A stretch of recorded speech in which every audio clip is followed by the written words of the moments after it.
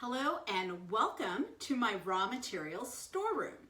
I am in my face mask making factory and the factory floor where I make everything is over there, but right now I'm in my storeroom.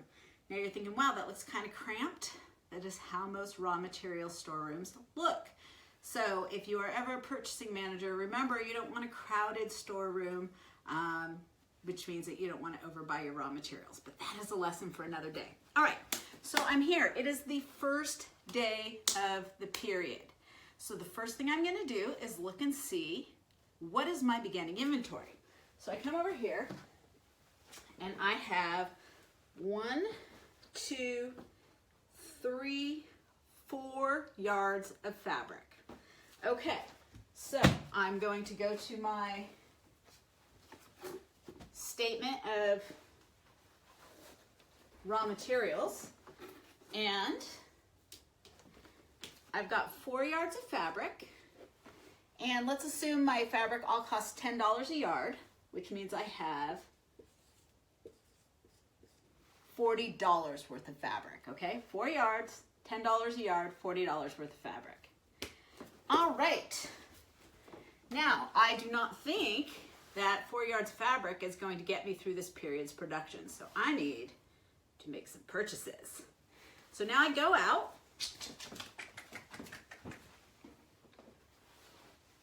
I make my purchases for the period, and I have purchased 1, 2, 3, 4, 5, 6, 7, 8, 9. 1, 2, 3, 4, 5, 6, 7, 8, 9, 10. Okay, I have purchased 10 yards of fabric, so I'm going to toss that in with my other raw materials, and I'm going to record 10. Remember, I'm assuming each yard of fabric is $10, so I have 100 yards of fabric. All right, so that's all the purchases I'm going to make for the period. So my raw materials available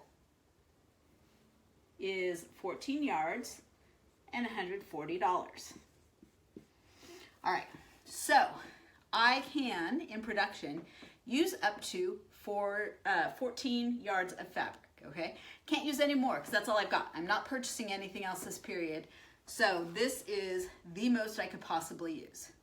But actually, as it turns out, I'm going to use less than that. So in order to figure that out, there's 2 ways I can figure it out. Actually, let me do the first way. So the first way is I can be tracking what I put into production. And if I go through and I say, as my seamstress is asking for fabric, I say here 1, 2, and it doesn't get happen all at once. I'm like, oh, you need a yard of fabric, there you go.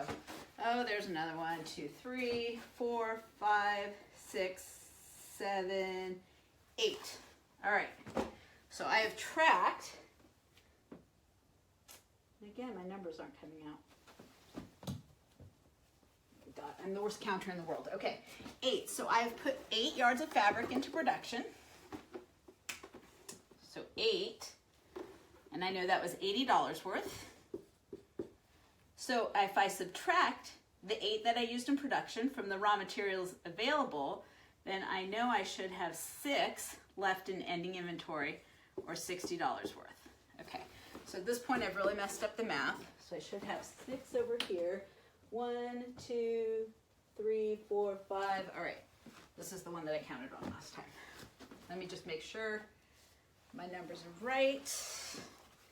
Be much more organized than this if you work in factory. 1, 2, 3, 4, 5, 6, 7, 8. Okay. So my raw materials I used, I tracked them. I knew I used 8 yards, $80. So my ending inventory is 6. 6 plus 8 is 14. 60 plus 80 is 140. But let's say that I'm a little disorganized and I have not kept track of how many yards of fabric I've put into production. I've just been sending them over as they need them and not really paying attention. Don't worry, I'm not going to get fired, because at the end of the period, what I can do is count what's left in ending inventory. So I go to my ending inventory, and it's 1, 2, 3, 4, 5, 6. So if I know I have 6 left in ending inventory, and that's $60 because it's $10 a yard, then I can just subtract, and I say 14 minus 6 is 8. So I must have put 8 yards of fabric or $80 into production, okay? So I only need one of these two numbers because these two together will always equal my raw materials available of 14. Okay, hopefully that was helpful. Next thing we're gonna do is we're gonna head ourselves into our factory where we're gonna take a look at WIP. All right, see you there.